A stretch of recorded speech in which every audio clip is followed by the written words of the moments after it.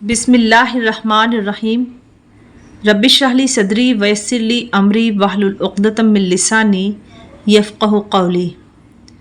رزق میں برکت اور اضافے کے لیے آج حدیث و قرآن کی روشنی میں چند اہم دعائیں، اذکار اور طریقۂ زندگی کے چند نکات لے کر حاضر خدمت ہوئی ہوں۔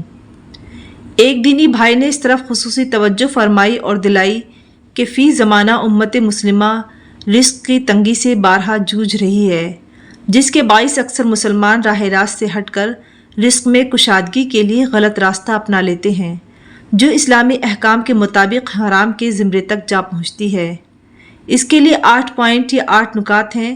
امید ہے ہم سب اس طریقے سے زیادہ خدا کے قریب ہوں گے اور رزق کی تنگی سے بھی نجات حاصل کریں گے۔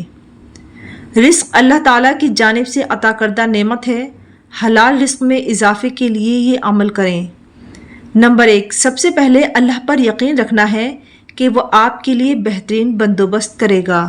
سورہ طلاق آیت نمبر 3 میں ارشاد باری تعالیٰ ہے، اور جو کوئی اللہ پر بھروسہ کرتا ہے اللہ اس کے لیے کافی ہے۔ نمبر 2، شکر گزاری۔ رزق میں کشادگی کے لیے اللہ کا شکر گزار ہونا شرط ہے، یعنی آپ کو اللہ تعالیٰ جو عطا فرما رہا ہے اس پر شکر ادا کرنا ضروری ہے۔ سورہ ابراہیم میں ہے کہ اگر تم شکر کرو گے تو میں تمہیں زیادہ دوں گا۔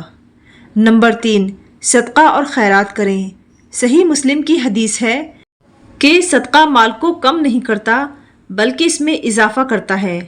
نمبر 4، حلال رزق تلاش کریں، بے ایمانی اور ناجائز راستوں سے بچیں۔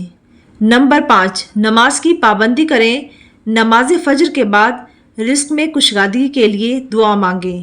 نمبر 6، والدین کے ساتھ اچھا سلوک کریں اور دیگر خونی رشتوں سے نہ کٹیں بلکہ ان کے حقوق پورے کریں۔ بخاری مسلم کی حدیث ہے کہ جو شخص صلہ رحمی کرتا ہے اس کا رزق وسیع کر دیا جاتا ہے۔ نمبر 7، توبہ اور استغفار زیادہ سے زیادہ کریں۔ سورہ نوح میں ہے کہ تم اپنے رب سے استغفار کرو، وہ بڑا بخشنے والا ہے، اور تم پر آسمان سے خوب بارش برسائے گا اور تمہیں مال اور اولاد سے نوازے گا۔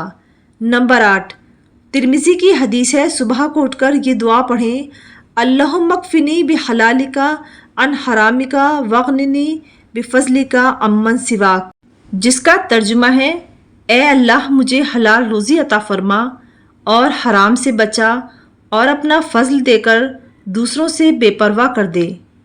اور بیہقی کی حدیث ہے رات کو سورہ واقعہ پڑھیں، اللہ کی رحیم و کریم ذات سے پوری امید ہے وہ ان اعمال سے ہمارے رزق میں اضافہ فرمائے گا۔